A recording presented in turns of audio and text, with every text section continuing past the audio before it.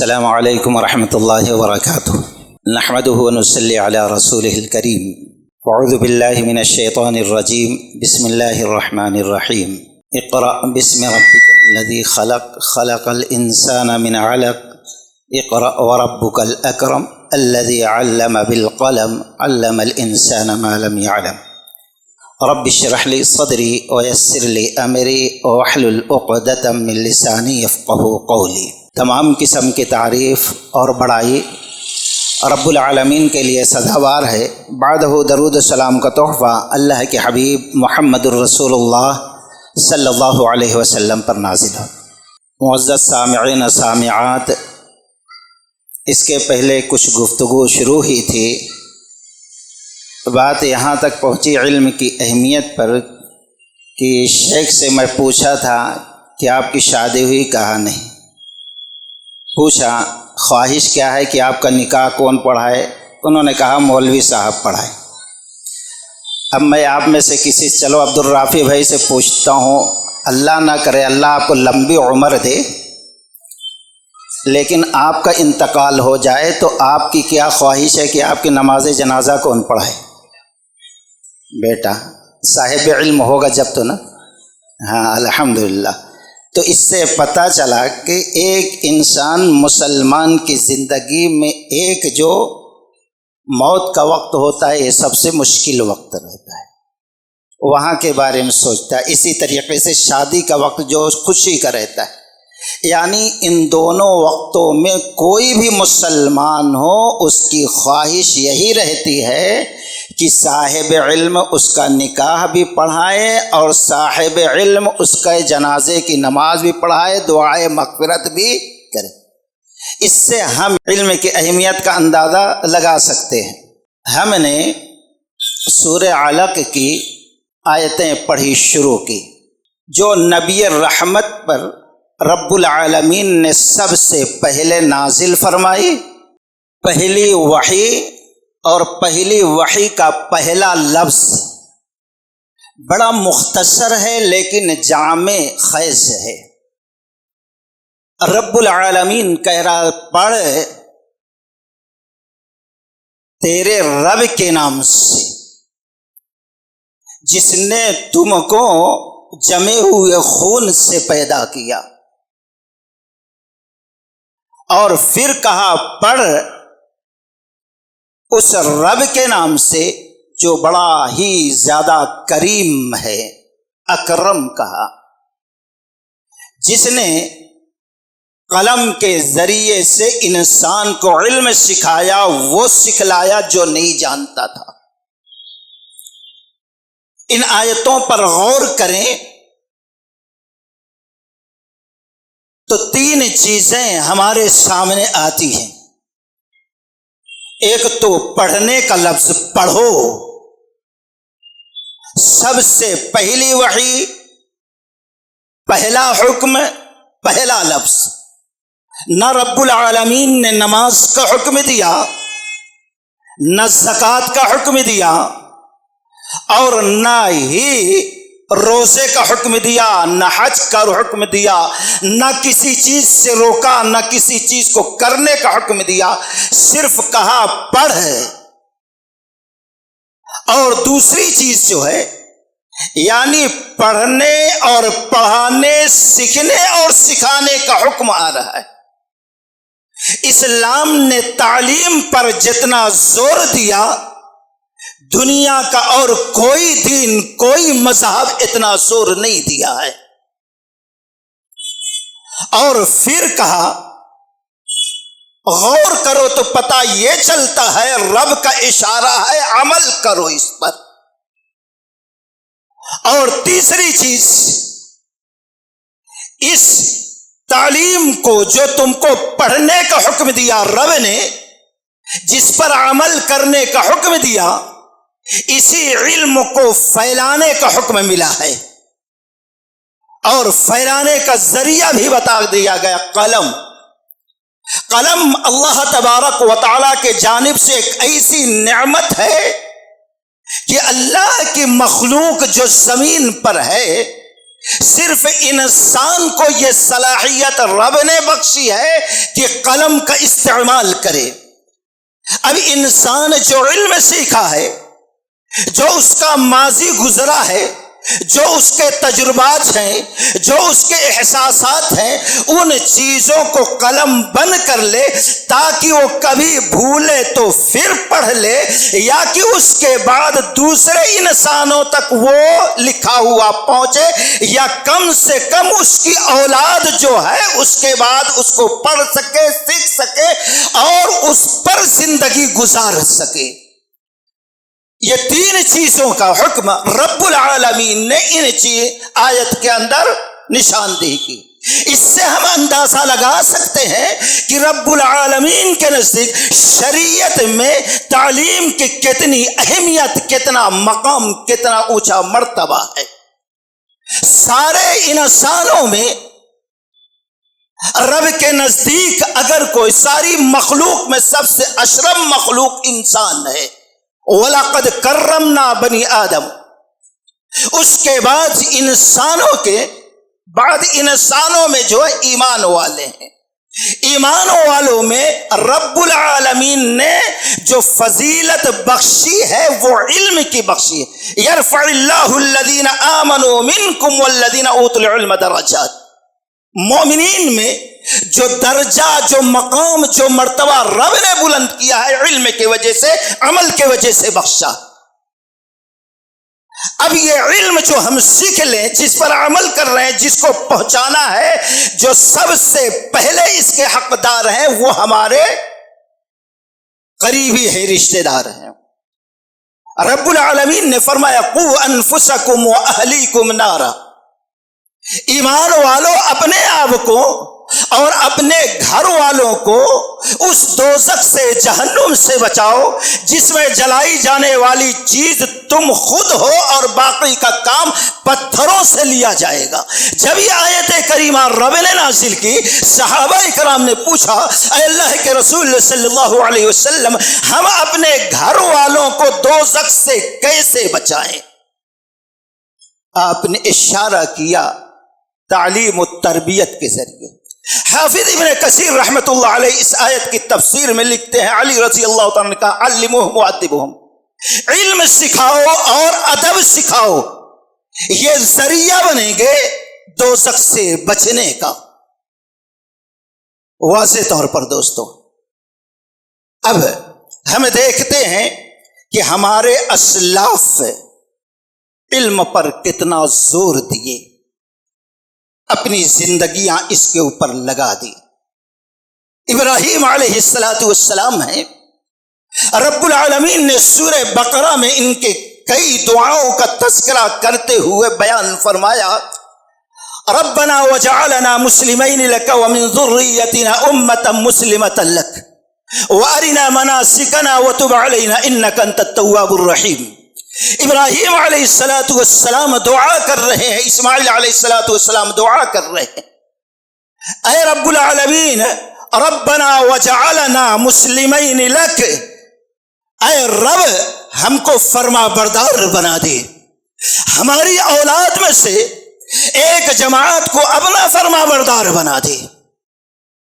اور دوسری دعا ہے، اے اللہ ہم لوگوں کو عبادت کا طریقہ سکھا دے، عبادت کیسی تیری کی جائے وہ بتا دے ہم کو۔ وَأَرِنَا مَنَاسِكَنَا وَتُبْ عَلَيْنَا إِنَّكَ أَنْتَ التَّوَّابُ الرَّحِيمُ، اور ہم کو توبہ کرنے کی توفیق دے، اور تو بڑا مہربان شفیق رحیم ہے۔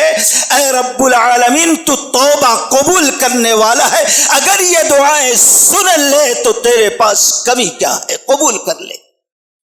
پھر آگے دعا کرتے ہیں، ربنا وبعث فیہم رسولا منہم یتلو علیہم آیاتی ویزکیہم ویعلمہم الکتاب والحکمت ویزکیہم انک انت العزیز الحکیم۔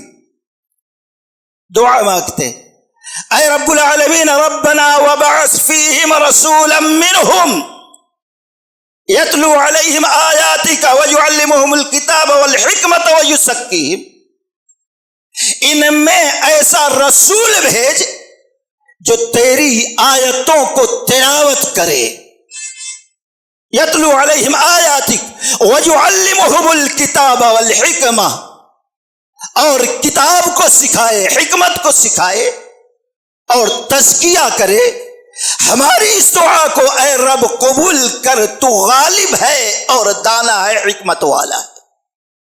اور رب العالمین نے اس دعا کو بھی قبول فرمایا، ان دعاؤں کو، اور گرچہ کئی ہزار سال کے بعد یہ دعا قبول ہوئی، اور اس دعا کی قبولیت پر رب نے احسان جتلایا۔ قرآن کی پوری آیات اٹھا کر دیکھ لو، رب العالمین نے کسی ایک نعمت کا نام لے کر یہ نہیں کہا اے ایمان والو ہم نے تم پر احسان کیا ہے، لیکن ابراہیم علیہ السلام نے جو دعا مانگی تھی، اس دعا کو شرف قبولیت فرمایا اور پھر اس کو احسان جتلایا۔ سورہ آل عمران اٹھا کر دیکھو، لقد من اللہ علی المؤمنین اذ بعث فیہم رسولا منہم یتلو علیہم آیاتہ۔ رب العالمین نے فرمایا تحقیق کی ہم نے احسان کیا ایمان والوں پر کہ انہی میں سے ایک رسول بھیجا ان میں، جس کی صفت یہ ہے، پہلی مقصد نبوت، مقصد رسالت۔ رب نے اس میں 3 بیان فرمائی، ایک تو قرآن کی آیات کی تلاوت کرتا ہے، اور دوسرے رب العالمین نبی علیہ السلام تزکیہ کرتے ہیں، یعنی جو لوگوں کے دلوں میں شرک، بدعات، خرافات کی گندگی ہے، بے حیائی، بے شرمی کی غلاظت سے دل گندا ہو گیا ہے، بد اخلاقی سے دل گندا ہو گیا ہے، نبی علیہ السلام اس قرآن کی آیت پڑھ کے جب سمجھاتے ہیں، لوگوں کے سمجھ میں آتے ہیں، تو اپنے عقیدے کی اصلاح کر لیتے ہیں اور اپنے اخلاق کی اصلاح کر لیتے ہیں، موحد بن جاتے ہیں، اخلاق والے بن جاتے ہیں۔ اور رب العالمین اور حکمت، یہ 3 چیزیں، اور پھر اللہ نے فرمایا وَإِن كَانُوا مِن قَبْلُ لَفِي ضَلَالٍ، اس سے پہلے تم گمراہی میں تھے۔ ان چیزوں کے ذریعے سے قوم کو ہدایت ملی، عزت ملی، ایمان ملا، اور پھر گویا بعد میں آنے والے بھی اگر انہی چیزوں کو اپنائیں گے تو اللہ تعالیٰ یہ ساری چیزیں ان کو بھی عطا کر دے گا۔ اگر علم کے علاوہ ہدایت طلب کریں گے تو وہ گمراہ ہو جائیں گے۔ رب العالمین نے جب نبی علیہ السلام پر یہ ذمہ داری ڈالی ہے تو آپ نے اس ذمہ داری کا حق کس طریقے سے ادا کیا؟ مکہ ہجرت کر کے مدینۃ المنورہ پہنچتے ہیں، اور چند دنوں کے بعد مسجد کی تعمیر کرتے ہیں، مسجد بناتے ہیں، اور مسجد کا ایک حصہ مقرر کیا علم سیکھنے اور سکھانے کے لیے، دین سیکھنے اور سکھانے کے لیے، اور وہاں پر بہت سارے صحابہ اکرام رضوان اللہ علیہ مجمعین رہتے تھے، سوتے تھے، کھاتے تھے، پیتے تھے، دین سیکھتے تھے اور سکھاتے تھے، جن کو ہم اصحاب صفہ کے نام سے جانتے ہیں، اسی جگہ پہ۔ اور ان کی کتنی تعداد تھی؟ 60، 70، 80۔ حضرت سعد بن عبادہ رضی اللہ تعالیٰ عنہ کہتے ہیں ایک مرتبہ ہم نے اصحاب صفہ کو دعوت دی، وہ آئے، ہمارے دسترخوان پہ بیٹھ کر کھائے، اور اس وقت میں شمار کیا تو وہ تعداد میں 80 تھے۔ وہیں پر دین سیکھنا، سکھانا تھا، وہیں سونا اور جاگنا تھا۔ ان کے کھانے پینے کا انتظام جو مالدار صحابہ تھے وہ کیا کرتے تھے، جیسے حضرت معاذ بن جبل رضی اللہ تعالیٰ عنہ اصحاب صفہ کو کھلانے کے لیے مقروض ہو گئے، قرض ان کے سر پہ لگ گیا، قرض ادا کرنے کا اور کوئی راستہ نہیں تھا، تو انہوں نے اپنا ذاتی گھر رہنے کا مقام بیچ دیا، فروخت کر دیا، اور پھر مسجد میں آ کے رہنے لگے، علم سیکھتے تھے، سنتے تھے ساری چیزیں، یہاں تک کہ اب دل نے گوارا نہیں کیا کہ مفت میں یہاں کھائیں، اس لیے جو اصحاب صفہ کے لیے اناج آتا، کھجور آتی، اس کی نگرانی کرنے پہ یہ ہو گئے کہ میں اس کی حفاظت کروں گا، نگرانی کروں گا، اس طریقے سے مسجد میں رہنے لگے۔ اس سے پتہ یہ چلا جو علم سیکھنے والے ہیں، دوسرے بھائیوں کو چاہیے کہ اگر کسی شخص کے پاس قوت نہیں ہے دین کا علم سیکھنے کا، تو دوسرے لوگوں کو مدد کرنا چاہیے، جیسے کہ دل کھول کر معاذ بن جبل رضی اللہ تعالیٰ نے دوسرے صحابہ نے کی ہے۔ ایک وقت آیا نبی رحمت صلی اللہ علیہ وسلم نے یمن ان کو بھیجا، تو ساتھ میں بہت ساری نصیحتیں کی، ان میں سے یہ بھی کہا، اے معاذ جا رہے ہو رضی اللہ تعالیٰ، اس علم کو سکھانے کے لیے وہاں جگہ بنانا، مسجدیں بنانا، تعلیم گاہ بنانا، اور اچھے تعلیم سیکھنے کا انتظام کرنا۔ تم اللہ کے نبی صلی اللہ علیہ وسلم یہ تعلیم دے کر معاذ بن جبل رضی اللہ تعالیٰ عنہ کو بھیجتے ہیں۔ غور کریں کہ نبی علیہ الصلوۃ والسلام، نبی کے صحابہ اور دوسرے کس طریقے سے تعلیم کی اہمیت ان کے نظر میں تھی، اور کس طریقے سے ان کی کوششیں تھی کہ ساری امت اس تعلیم کو سمجھے، سیکھے، اور سیکھنے اور سکھانے والوں کی مدد کرے، ان کا تعاون کرے۔ ہمیشہ یہ تھا۔ ابن اسحاق رحمت اللہ علیہ اپنی کتاب المغازی کے اندر نقل کرتے ہیں کہ نبی علیہ الصلاۃ والسلام جب آپ پر قرآن کی کوئی آیت نازل ہوتی تو آپ مردوں کو پہلے سناتے تھے، پھر اس کے بعد خواتین میں سناتے تھے۔ پتہ کیا چلا؟ جیسے دین کا علم عورتوں مردوں پر ضروری ہے سیکھنا اور سکھانا، ویسے ہی عورتوں کو دین کا علم سیکھنا اور سکھانا ضروری ہے۔ دونوں کو سکھایا کرتے تھے اللہ کے نبی صلی اللہ علیہ وسلم۔ اس کا اثر کیا ہوا دوستو؟ اصحاب صفہ کا ذکر ہوا، اس کے ایک شاگرد، پڑھنے والے، دین سیکھنے والے، حافظ الحدیث ابو ہریرہ رضی اللہ تعالی عنہ ہیں۔ ابو ہریرہ رضی اللہ تعالی عنہ اسی اصحاب صفہ میں شامل ہوتے تھے، شمار ہوتا تھا۔ یہ کبھی کبھی بے ہوش ہو کر گر جاتے تھے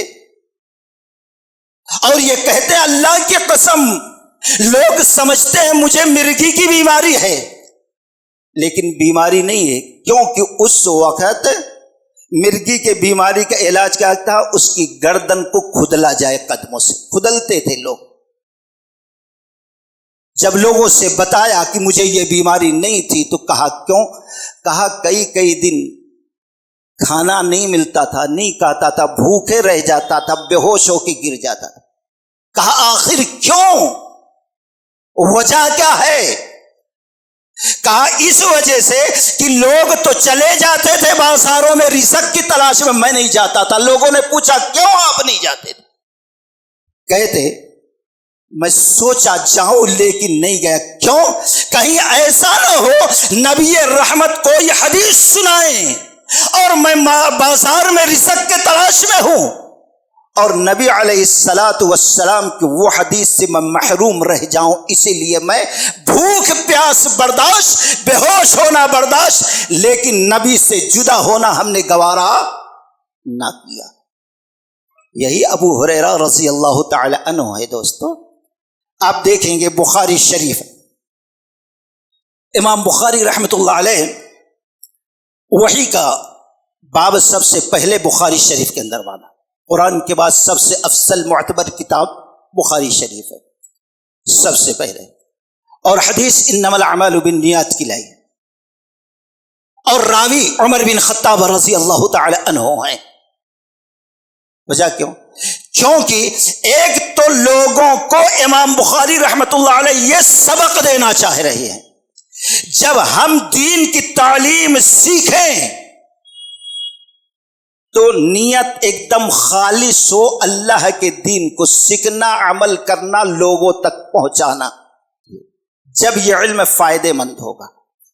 اور دوسرے عمر رضی اللہ تعالیٰ عنہ اس حدیث کے راوی ہیں، گویا اگر ہم اس زمین پر حاکم بننا چاہتے ہیں، عزت چاہتے ہیں، تو پھر عمر رضی اللہ تعالی عنہ جیسے اس وقت شجاعت تھی، ایمان مضبوط تھا، اسی طریقے سے اپنے ایمان کے اندر مضبوطی لائے۔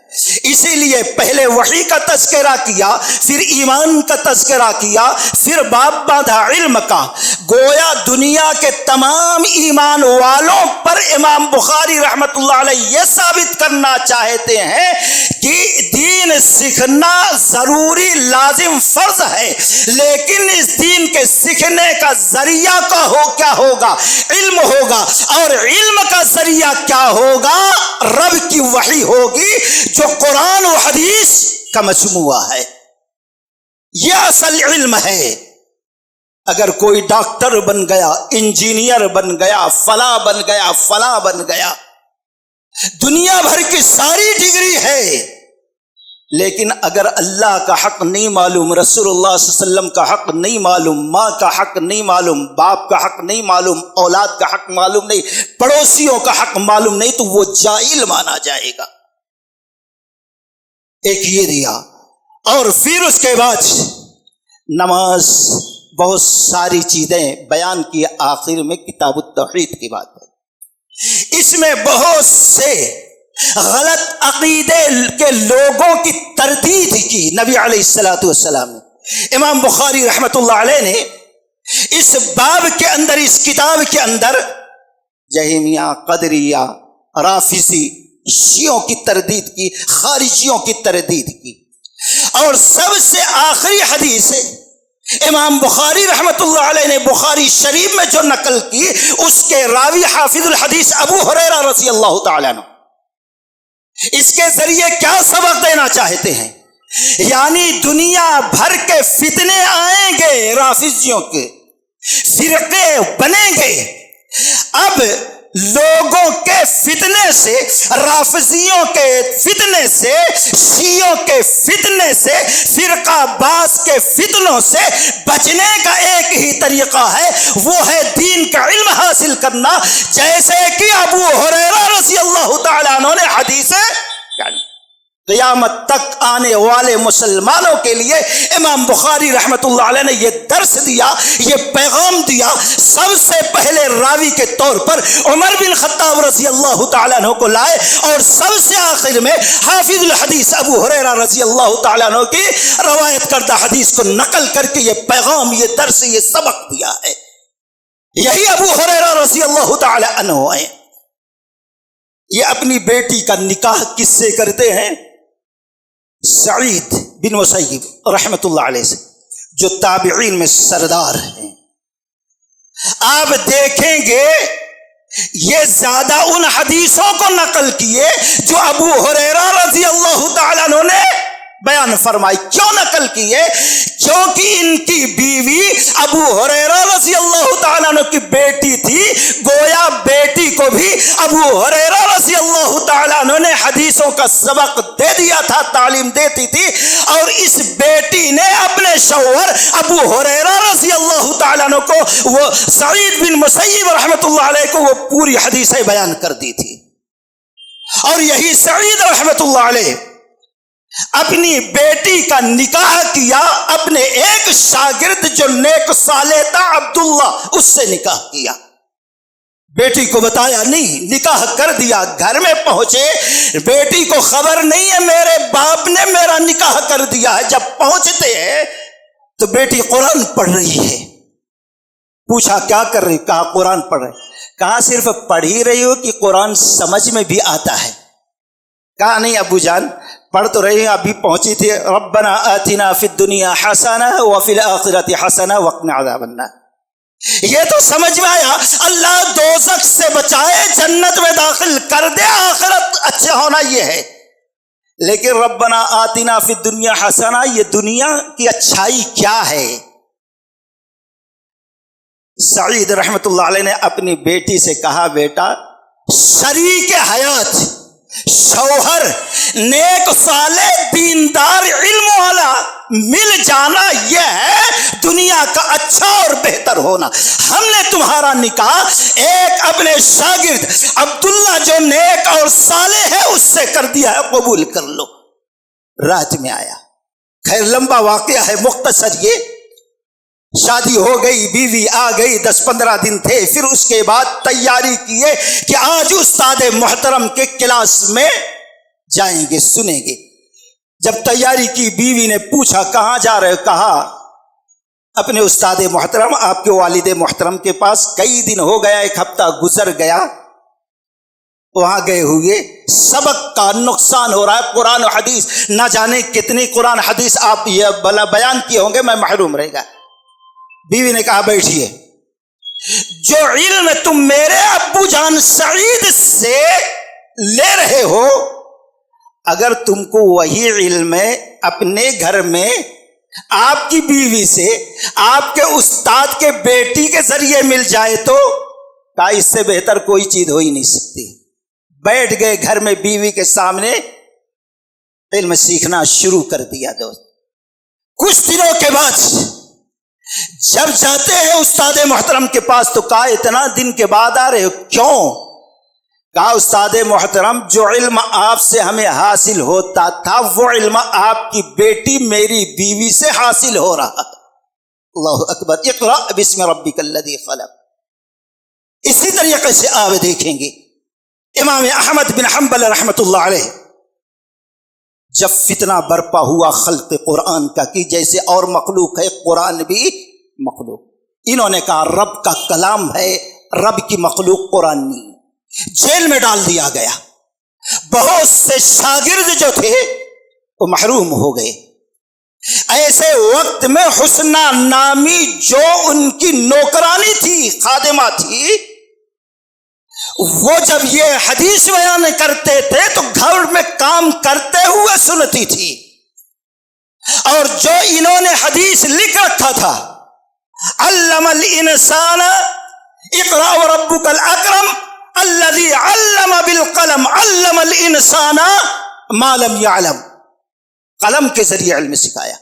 جو امام احمد بن حنبل رحمۃ اللہ علیہ نے لکھ رکھا تھا، اب یہ خاتمہ، یہ نوکرانی اب وہ چیزیں لے کر اب لوگوں کو تبلیغ کرنے لگی. زمانے تک، یہاں تک کہ اس وقت مردوں میں بڑے بڑے جو کبار علماء تھے، فضلاء تھے، عابد زاہد تھے، ان میں شمار حضرت حسنہ رحمت اللہ علیہ کا ہونے لگا.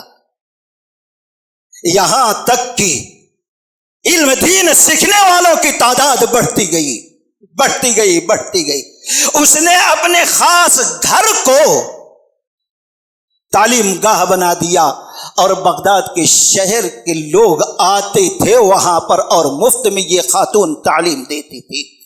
خیر، ان چیزوں سے قرآن کی آیت اور حدیث رسول جو ہم نے سامنے رکھی ہے، اس اور اسلاف کی جو کوششیں تھی، اس سے ہم اندازہ لگا سکتے ہیں دنیا کی اچھائی اور بھلائی، دنیا کے فتنوں سے، مرنے کے بعد جو فتنے آئیں گے، سارے فتنوں سے بچنے کا ایک ہی راستہ ہے، وہ علم ہے۔ اللہ کے نبی صلی اللہ علیہ وسلم نے فرمایا، راوی انس بن مالک رضی اللہ تعالیٰ عنہ خاتم خاص ہے، کہتے ہیں کہ اللہ کے نبی صلی اللہ علیہ وسلم نے فرمایا، ان للہ من الناس، ان للہ من اہل الناس، قالوا یا رسول اللہ من هم؟ قال رسول اللہ صلی اللہ علیہ وسلم، اہل القرآن، اہل اللہ وخاصتہ، رواہ ابن ماجہ۔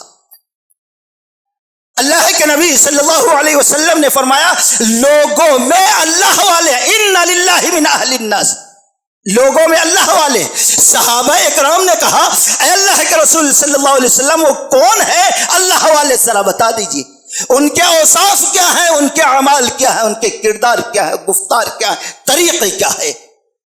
اللہ کے نبی صلی اللہ علیہ وسلم نے صحابہ اکرام کے سوال پر کہا، قال اہل القرآن، وہ قرآن پڑھنے والے، قرآن سمجھنے والے، قرآن پر عمل کرنے والے، قرآن کے احکامات کی تبلیغ کرنے والے ہیں، یہ ہیں اللہ کے خاص بندے جو اللہ والے ہیں۔ اللہ دنیا کے اندر بھی ان کو عزت دے گا، اور مرنے کے بعد اللہ تعالیٰ اونچا مقام دے کر جنت کے اندر داخل کر دے گا۔ اللہ سے دعا کریں کہ اللہ تبارک و تعالی ہم تمام لوگوں کو صحیح معنوں میں علم دین کی اہمیت سمجھنے اور اس کو اپنانے کی توفیق رفیق عطا فرمائے۔ وآخر دعوانا ان الحمد للہ رب العالمین۔ السلام علیکم ورحمۃ اللہ وبرکاتہ۔